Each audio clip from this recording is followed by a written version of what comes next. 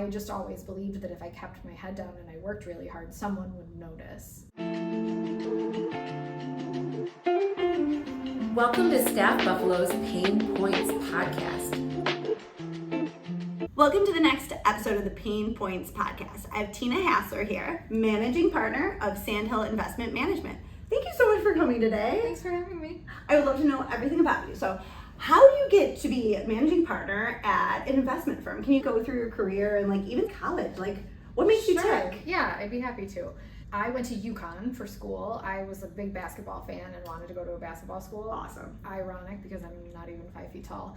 So I went to UConn. It's in the middle of nowhere in Connecticut. A lot of people go either to New York or to Boston after school. I went to New York and I worked for a fund of hedge funds there doing investor relations, and I loved the work. But I'm sure you can relate. I graduated in 2007, the financial crisis followed, and it was just a really difficult time to work in that space in the city. Especially in investments. I was still in accounting, so we were doing the aftermath of it. So it was still they still needed their books done, they still needed their taxes done, but investments people really withhold or take out or whatever they had to do at that moment. The good part about being in a private fund of funds was that we had gates and redemption gates and things like that. So the money couldn't just run for the doors. Can you explain to me a little bit more what redemption gates are, though? I've never heard that. Yeah, sure. So it basically means that in order to preserve the investment's value, you can't just let everyone take their money out. It isn't like the public markets where you just sell my stock and I'm done. People have to actually submit a redemption form, request their money back, and then depending on how many forms come in, you say if 10% of our net assets want to leave, we can't do that without really hurting the value of the underlying investments. So it's essentially a no? So it's essentially a no. Wow, fascinating. Cool. Yes. I'm glad I asked. I never heard that before. Yeah, it's essentially a no, which you don't ever want to be in that situation. No. But many people were in that situation in 2008 and 2009. And ultimately, there were some other things going on behind the scenes, but my firm didn't survive the crisis in 2008. So we initiated an orderly wind down, and because I was the most junior person on staff and thereby the lowest paid employee, I was the last man standing. So I actually worked there until almost the end of 2010. It took that long to kind of unwind everything and get people. So their money your back. first experience was essentially winding down the firm. Yes. That's wild. It was wild. Because you probably were at the peak, or not the peak, but you were seeing the momentum in 2007. I was hired right at the top. Yeah, yes, and then you saw the It was full all crash. bad from there. Yeah. Wow. But That's I always joke that thank God I was so young. I was too naive to know how really bad it was. Yeah. It was a truly terrible situation. And again, I didn't have a family to support. Mm-hmm. I had bills to pay, but I wasn't in crisis. And it was so exciting for you. It was exciting. And you had a job. I learned a ton. I learned so much. Yeah. So it was just myself and the chief operating officer at the end, and I'm always grateful to her. I learned so much. Fascinating. Yeah. So then, did you stay in New York in 2010? I didn't. I moved home. I was allowed to still work for the firm and work remotely. So because I didn't even have space. Exactly. Yeah. So I worked remotely before everyone else was doing it. And I worked for my firm in New York just on an ad hoc hourly basis from Buffalo. But I knew I needed a place to land. So I was hired at a large local bank doing similar work, like hedge fund due diligence. But big banking wasn't for me. So I got married, and on my honeymoon, I started looking for a new job. Where was your honeymoon? Hawaii. So you're on the computer in Hawaii, and you're ooh, that looks fun. I was like, well, I'm sun today, so I'm going to stay in the room longer and browse jobs. It was really romantic. You have your coffee. You're overlooking the water. Yeah. It was a great place. Super romantic. Yeah. But it is a good time to be like, okay, what is our next step? It was time to reset. Yeah. Yeah, that makes sense. absolutely. So then I found Sandhill, and there was a back office job open at the time. It was working on our portfolio management software. And I thought, still young and a little naive, I was like, I can do anything. I'll learn anything. But this is the work I want to be doing. So whatever it takes to get me in the door. So you found the firm you wanted to work at. Yes. And you're like, okay, I like Sandhill. I like everything they represent. You did your research, and you're like, I'm gonna work there no matter what the job is, and they're gonna figure out where to put me later. Figure it out. And so I met with a few people on the team, and ultimately met with Tim, our founder, and he said, this job isn't right for you, but we'll keep in touch. And I thought, oh, please, that's nonsense. People say that, and then you never hear people from say them. it and mean it. I have hired so many people that way, I've where it's never like had a year later. Yeah. Oh, yeah, no. I've never had anyone I think mean it's it. great, because like when someone sticks in your head, and you're like, you know what, I can see that they would fit here as a good human in our organization, then it's just waiting for the right opportunity. So you already know what makes them up. And yeah, I've done that 4 or 5 times. I had it happen once before at a big firm, a name that people would know down in New York. And I did hear from the woman once after that. Yeah. And then that was it. Yeah. So I thought it would be like the same, like a courtesy. I'm just checking in on you. It was a different time though. It was a different time. It was, that's true. So then this time around, he called. So he called. I had a lot going on at home at the time. My mom was diagnosed with cancer, and so I was taking care of her, and I said, I can't. Now's not So then the timing wasn't right for you. So then the timing wasn't right for me. But we kept in touch for 6, 7, 8 months, something like that. And I called him after my mom passed, and I said, listen, life's too short. I'm not going to stay in a job that I hate. So I'm definitely leaving the bank. You got to take me, or I'm moving on to something else. But I got to be done with this.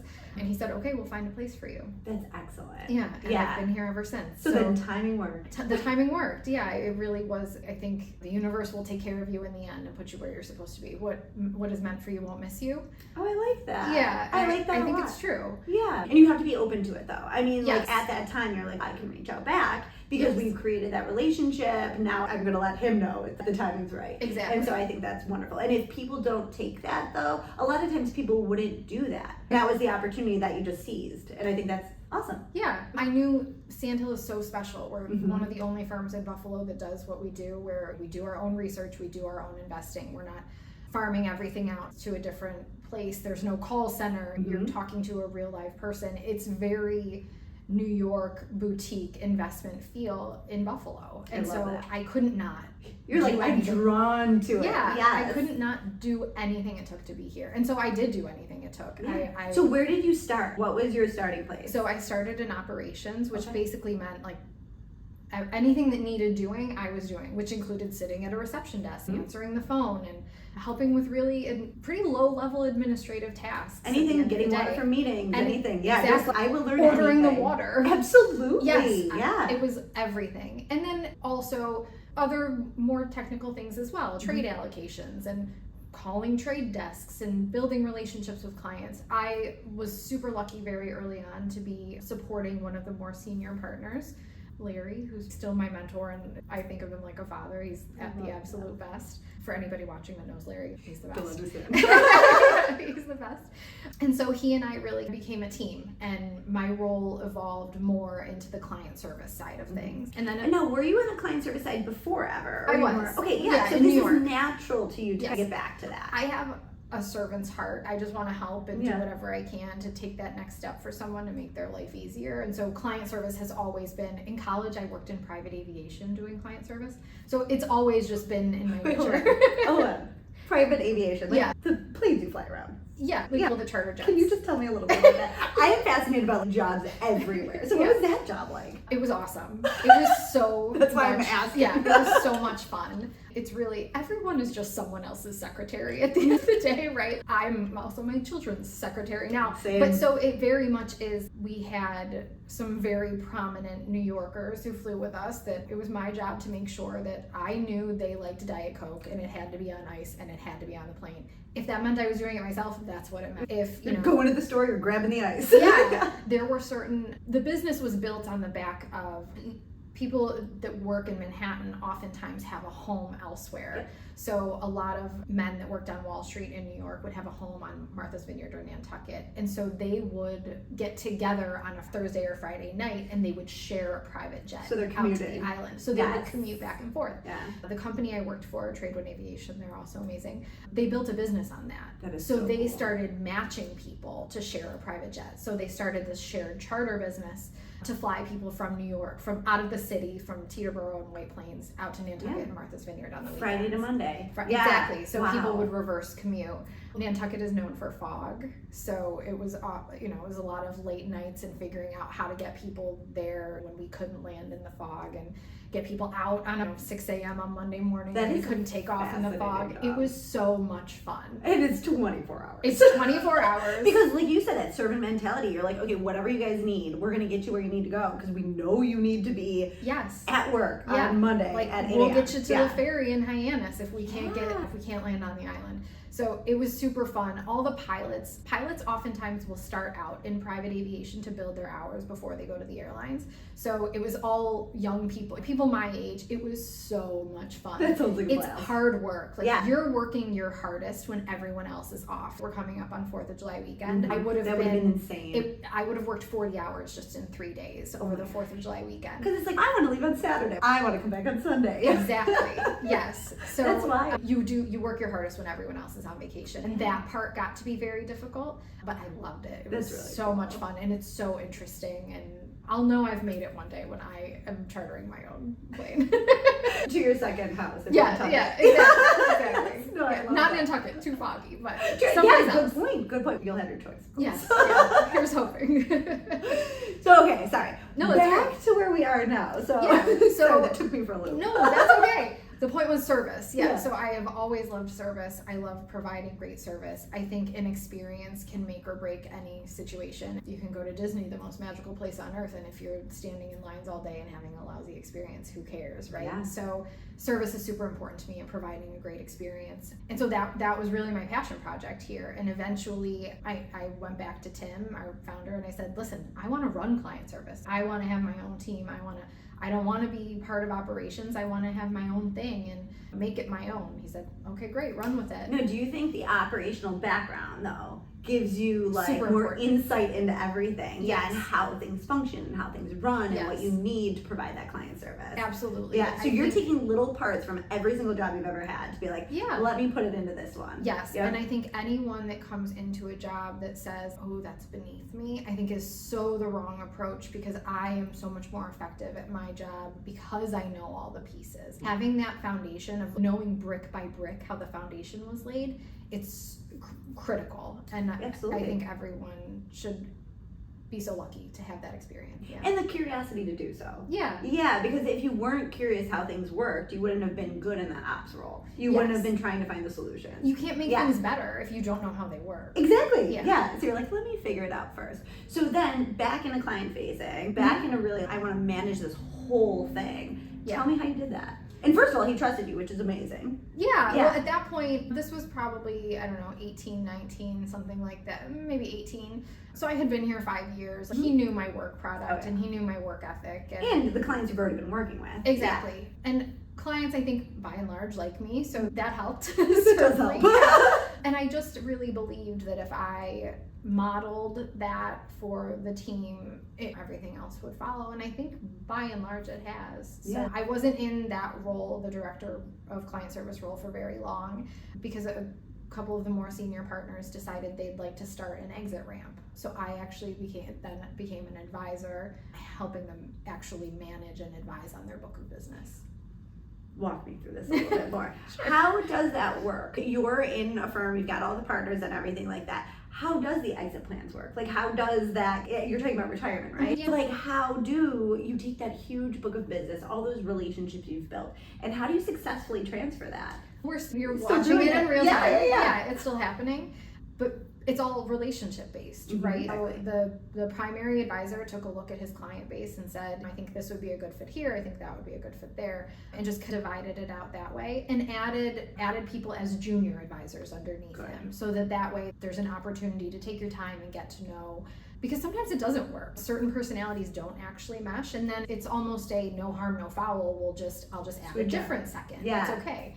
But so Because it might be based on the industry first, but then if the personality types aren't jiving, then that's not going to be a good long-term relationship. exactly. And to be honest with you, I could count on one hand the number of times Yeah. that happened. I think we really do know our clients so deeply that there was only a few misses. Yeah. But Which is huge for those large portfolios. absolutely. Yeah. And I think really speaks to, like I said, the level of intimacy we have with our client base, because to know a person well enough to know who they're going to match with on the road that's pretty big. So Yeah. by and large, it was just that, adding a junior, letting them get to know the client, and then we're still in it. So Yeah. no one has even But it's so stepped thoughtful away. though. To start that so early, to be like, okay, eventually I want to retire. Because a lot of times people will get to that moment and just be like, I'm done.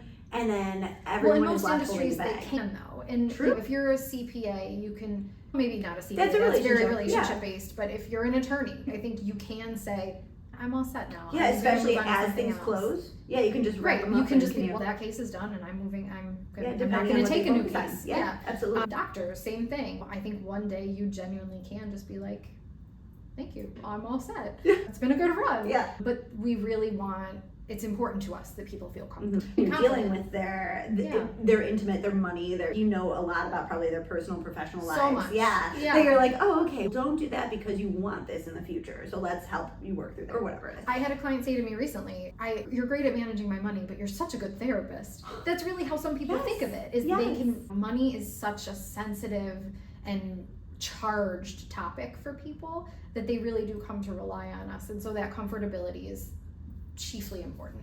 I love that. So then tell me your target demographic for clients. Who are the clients that come to you? How do they find you? It's a huge range. Usually it's word of mouth. We make this group of clients happy, and then they tell their loved ones, and then so on and so forth, and the pool grows. Once again, the relationship. It's the relationship, absolutely. So we find our clients mostly through word of mouth and making our existing clients happy. Sorry, you asked. There was no, that's it. Okay. No, that was really it. Like, our demographic. Yeah. It's very wide ranging. So in some cases, I have people that are our age that have left their first job and they're looking to roll over their 401k for the first time and have that be managed. In other cases, it's a 60-year-old woman who just lost her husband, and he always handled the finances. We hear that a lot. Anytime you're sitting with a couple, almost inevitably there is one that handles the finances and one that doesn't. Not necessarily male or female, it's but just whoever's strength it is. Exactly. Yeah. Or whoever, some people just don't want to. So my husband doesn't want to. Yeah. He's like, I don't look at numbers. Yeah. So okay, I do. I'm a CPA. Well, thank God that you have your background. Yeah. So it really is a wide range. We have the 70, 75-year-old business owner looking to exit. So we have a huge range of clients with a wildly different set of needs. Some people are planning for their young child's education in 10 years. Some people, like I said, are looking for a generational plan to exit their business. So basically anyone with a chunk of money that wants to do something smart with it. Exactly. Yeah. Yeah. That makes sense to me. Absolutely. Yeah. And look, the resources are great today, especially with AI and the things you can ask of AI. But I don't think that anything will ever replace the human connection and that being able to pick up the phone and ask a question. And just trust someone. I mean, we know we can talk to AI as much as we want, but isn't it going to tell us whatever we want? Or whoever programmed it or whatever? You don't know exactly what you're receiving out of it, but you know that you can pick up the phone and be like, hey Tina, let's chat. I'm a little stressed out about this, and then by the end of the 5-minute conversation, life is good. Exactly. Yeah. Everything's calm. Exactly. And it's like, okay, instead of kind of the opposite, it's like the WebMD approach, where like you search something, you're like, everything results in sudden death. Yes, exactly. And AI is written to be affirmative. Yes. So whatever it is that you're telling it, it is going to give you a positive affirmation type of response. So if you're worried that the sky is falling, it very well could tell you that you're right. Depending on if it had its coffee that day. Exactly. I would say it's like a grumpy intern. Sometimes it's great, sometimes it's terrible. I actually had to go get some benchmarking data a couple weeks ago. So I went to chat and said, can you help me find these returns for this certain time period?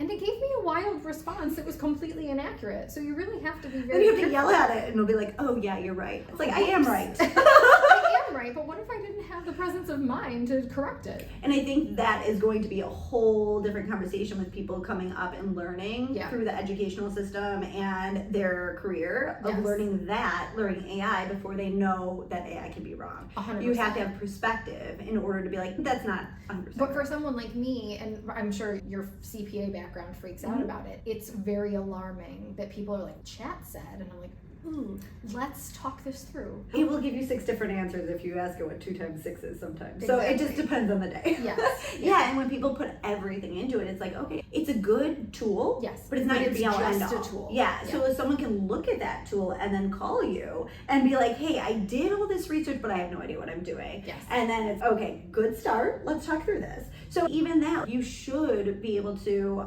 research and to figure out things for yourself, but then call the professional. Yeah. Call the professional. Exactly. Yeah. You would never have, maybe people would, you wouldn't have AI draft your will without having an attorney look it over. Exactly. So same concept here. You know, don't ask chat what to invest in without running it by somebody. I think that's a really good point. Treat it like that intern. Yes, exactly. Grumpy intern. Treat it like a grumpy intern. Yeah, you're absolutely right. So let's go back to 2018, 2019. So that was obviously before a lot of the change in the world. So kind of pick up there and what was going on within the investment industry. It's actually hard to think back. It's like the world stopped in 2020 and totally changed. And just hit pause, yeah. 2018 and 2019 were pretty great. I think it was like a lifetime ago. But we were doing our thing here. We were growing like crazy. And you were still in the other location? We moved into this space in, I believe it was summer of 19. So we were looking for new office space. And great office location. They're in the penthouse of 40 Fountain. We like to say Suite 1300. So but it's funny, so I said Suite 1300 and then they're like, oh, it's the penthouse. I was like, ooh, PH. They probably don't want to put 13. No, they definitely don't want to put 13, but I also don't want to sound so pretentious being like, we're in the penthouse. But it is fun. I like a beautiful view. Yeah. It's a great view and a great space. We're actually in the former Delaware North executive offices up here. That's what this was. Yeah. Okay, that makes sense. Before they went over there. Yes, before we moved there. And actually we used to be over there. So we had an office down Delaware. It was much smaller. And how many people were there in 2018 before you moved? 12 or 15. Okay, yeah. We were so you were just growing out the space. You wanted something a little bit more professional. Definitely outgrew the space. That's really, it's as simple as that. I think we probably would have stayed there otherwise. It was fine. It was totally serviceable. It had off-street parking, which is helpful when you're serving a client base. But yeah, we just outgrew it. And it was time. There's always ants running around. It was just time. Think of stamping on that. But it was also pre-2020. Class A office space was not easy to find. No. We were very lucky to land here. And similarly. And really it only opened up because they built their own space. Exactly. So yeah, they would have stayed here. Yeah. Exactly. So then, sorry. Derailed that one again. No, that's okay. So at that time, you had just moved into the space. Tell me about kind of how business was and everything. And then business was great. Wonderful. We like to say that we grew very quietly in Buffalo. Again, just via word of mouth. Our logo is actually an SH as a play on sh. We grew like a secret. But things were really taking off for us at that time. So we were becoming much more of a household name locally. And people really knew us and knew who we were. It was a great time. Yeah, I feel like it was lovely. The good old days. So then 2020 smacked us all in the face. It sure did. How did that affect your business though?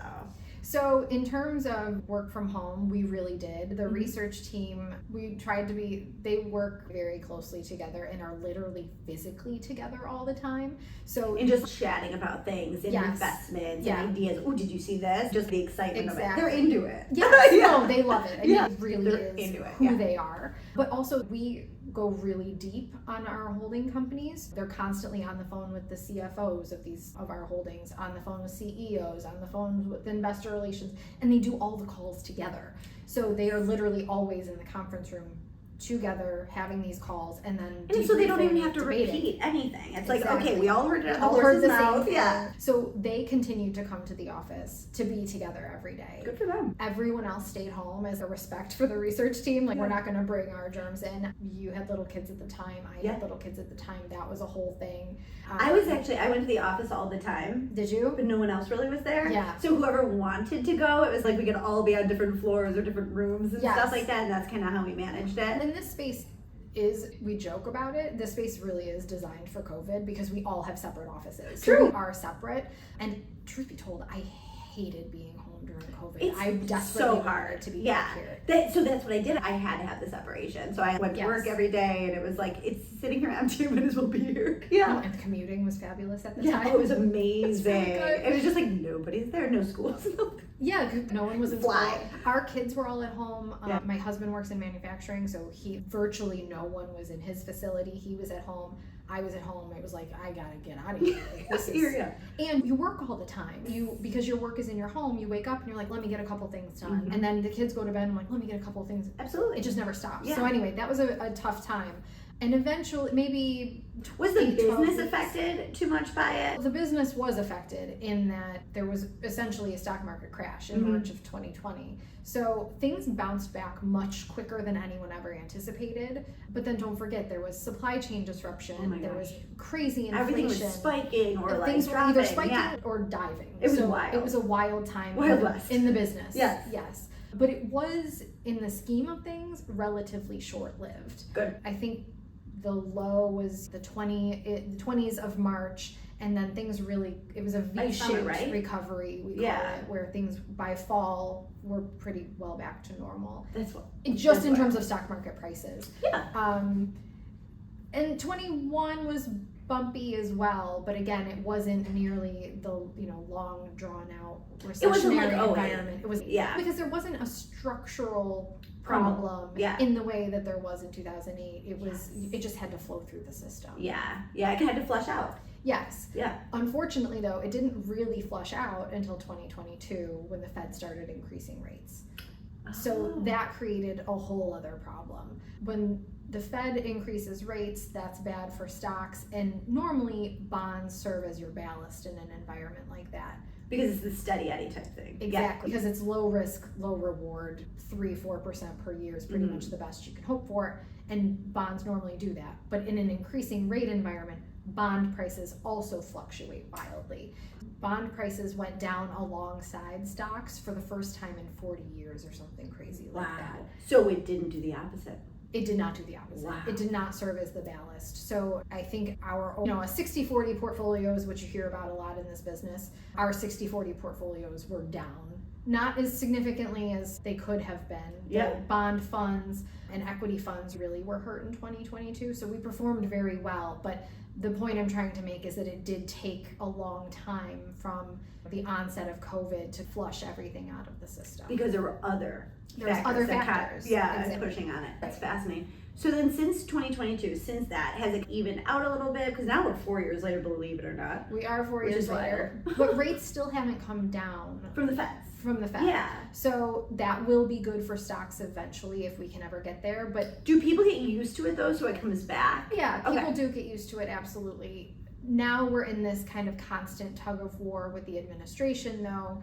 The Trump administration wants rates to go down, understandably, because that's a good environment for business. Yes.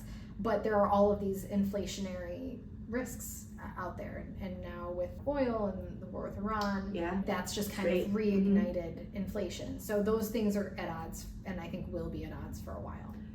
So then you're constantly looking at the macro and the microeconomics then of the world and what's going on and how it's affecting everything. Information is flying around more rapidly than I have ever seen before. How do you keep up with everything? Like, is it just instant, it's so like hard. A fire hose. It is. You're drinking out of a fire hose. And it changes with the tweet. Literally, it does change with the tweet. So that's the hard part to manage. But our philosophy is just, if you find great businesses to invest in, those will stand the test of time. That's great. It doesn't matter who's sitting in the White House. It doesn't matter what geopolitical risks there are, because those things will always exist. If you find a really high quality business and you can buy it at a good value, then eventually you'll be fine. That's great advice too. It's like, find the quality, not just what's hot. Exactly. Yeah, don't just jump on the bandwagon. What was it? When everyone was investing in all of the meme stocks. Yeah, the meme stocks. And the GameStop situation. Yeah. GameStop, exactly. Yeah. And then it was, and all of those types of things. Yep. So it's like, you see the meme stocks shoot up, but it is a game. You're going to lose unless if you're one of the people playing the game. It is not different than going to the casino. Not at all. And most people would never say, I'm going to withdraw my 401k and go to the casino. No one would say that. It would be crazy. So don't do it in the market either. That's a really good point. It's still gambling. It is still gambling. When you're doing it that way. Yes. It very much is. Yeah. Find a professional to gamble for you. Just kidding. No, but I think that's true though. It's like, you don't want to just throw your money away. You want to find someone that can actually be like, here, give it to me, I'll take care of that for you. Like, I treat money differently than you. Yes. And I think that, and this might be more of even on the personality type, but when I find people that are like really good with money and investment, they don't treat it like it's more of emotional based. It's more of like, how do we make this work for you? So I think that what you were saying before, taking the emotion out of it, so people going through a death of a loved one, people going through change of jobs, people going through having children, all of those are life events, divorce, death, all of those are emotional. So coming to you is like, hey, take the emotion out of this and do what's right for it. Instead of being like, YOLO, let's go to Vegas. Exactly. And Yeah. I think it is, like I said, money is so charged for people that you really do, sometimes you just need someone to hold your hand through it, and we're happy to do that. I love that. It really can be that simple. And don't get me wrong, I can fall for it too. Everyone can. You see a headline that AI is going to replace 20% of the workforce in 2 years. That is frightening. But you have to just set that aside and focus on high quality, intelligent, and rational investing. Absolutely. And even with that, all of those are charged emotional headlines and stuff. Yes. And yes, there might be a little bit of truth to any of the headlines that pop out, but you have to read through those. You have to think about it from a solid foundation. You can't be like just all over the place. Exactly. Yeah, I like that. Yeah. So then, okay. So this is through COVID, and then, so then how did you get from where you were before to managing partner? Like, how did that internally work? What were those conversations like? And how did you become the managing partner that you are today? I don't come from a wealthy background. I was raised middle class. My mom always was able to really stretch a dollar. A fancy night out was going out for pizza. I come from really hardworking parents. And I just always believed that if I kept my head down and I worked really hard, someone would notice. And eventually, Tim did notice. Oh. So it's that simple, I think. Sometimes you just put your head down and work hard, and your work product will speak for itself. I love that. There was no ego in it. There was no, I just You were work hard. elbowing people. You were like, I need this role. No. It wasn't your goal to become the managing partner. It You wasn't. just collected all this experience and all of this, like even the ops, even the customer service experience that you had from aviation, all of that kind of created you as a professional who you are today. And then it was noticed. Yeah, exactly. And I think sometimes it really is that simple. I think also the partner team here really does just work super well together. And so that makes it easy. We all have our thing. No one's stepping on toes or like you said, trying to elbow anybody out of the way. We all we have our lane, and we work really hard in that lane. And then we come together and collaborate on things we need to collaborate on. And so it's a fantastic team that we have. And I think it really is a huge kudos to you and the team to find the people that are excited about being the lane that you're putting them in, because you truly take the time to matchmake that and be like, okay, this is what excites you and this is what we need. Let's put you in that role and get you excited about it every day. I think at the end of the day, when you're building and growing a business, I think of it like parenting.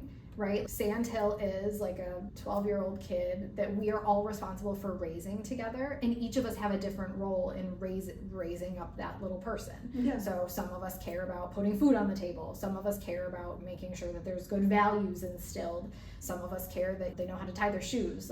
But everybody is working toward the same goal of raising up this little person to be the very best it can be, and that's how I think of the business, is we are raising up Sandhill to be the best it can be. Yeah. And to serve the most people. And then working together to be like, hey, where can we make it better? Yes. What are we missing? And I really like that analogy, because every single year with a child is completely different. Totally different. Yeah, you don't really know what to expect. Someone can tell you, oh, this is what typically happens in business, but it doesn't happen that way. No, and it's not a straight line. There's so many hurdles along the way. Even just hiring can be super challenging, and finding the right round peg to put in the right round hole. That's really tricky. And then they'll want to stay here. They'll want to pull the ship in the same direction or raise the child the same way. Yeah. And that really defines the culture and the organizational culture of what you're trying to build. Absolutely. And I think that is really important. Those are long-term things. Because you're not trying to find someone just sits in the seat for a few weeks. You're trying to be like, who's going to be here as long as I have been here? Who wants to take it longer than I've been here? Who's going to be the next generation, right? I don't want to be here forever. No. I don't want to, our founder... You want your exit plan at some point. Well, our founder always joked, I'm not going to die in my seat. And I don't want that either, right? Like, no one wants to die at their desk. We all have bigger aspirations than that. And so who's going to be the next generation? We need one. Absolutely. In every industry and in every business. And not everyone wants that for themselves, right? But if you do, put your head down and work hard, and you'll be tapped. I have a question. Okay, and I'm seeing this already across some industries. The younger generation coming in to the workforce right now, they do have the AI that we were chatting about before and everything like that.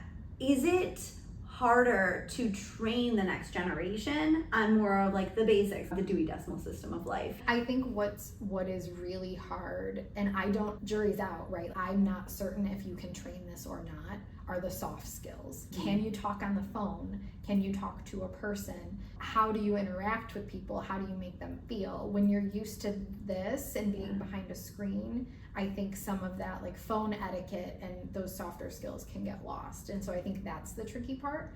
I hope that you can train it. I like to think that can be trained and that can be worked in, but I don't actually know yet. Yeah, it's been fascinating just seeing it from the staffing side of the generation coming in. And there are people that are absolutely great and they're just very like social and understand how to work in an office environment, but there's a lot that don't. And there's a lot of those soft skills that aren't getting trained anymore in the schools and in everywhere, because it's like it's easier to put a wild, rambunctious boy, I have many of them, in front of a pad than to just let them run it out or let them get creative or let them spill the paint all over the place. And so sometimes we need to let them spill the paint. 100%. Yeah, no, people need, my mom used to always say, give them enough rope to hang themselves, which is an uglier version of that analogy. But it's the same concept. You have to let people fail. Yes. And then you just have to be kind and bring it back in. Yes. And just be like, okay, that was not the right way to approach it, but let's try again. Yeah. And I see too, like across like staff members and stuff, that you can find the people that have more of that get up and go energy, that they'll just bust through things and then they'll apologize later. And it's like, that's cool. And then you'll have more of the look before you leave people, and like really creating an organization that has a little bit of everything in it, a little bit of flavor is a nice soup you can create. We got a lot of analogies going on. But it's really true. And it takes all kinds in business, right? Yes. Everyone can't be a leader. Everyone doesn't want to be a leader, and that's okay. There's still a place for you. Yeah. As long as everyone's giving their best, it takes all kinds. And I think that too, as you navigate through different parts of your life too, some things will be what you want to focus on at certain times in your life, and then other things might be something that you want to focus on more. I'm sure, maybe it's just me, but I can't go back to my New York City days of my 8-hour work weeks and do that again where I'm not sleeping and that kind of stuff. Yeah. I'm good with that, but I learned a lot and I took a lot from that. 100%. So yeah, there's always where you are and figuring out that sweet spot in your career. Yes, I agree. I don't know that I'd go back to that either.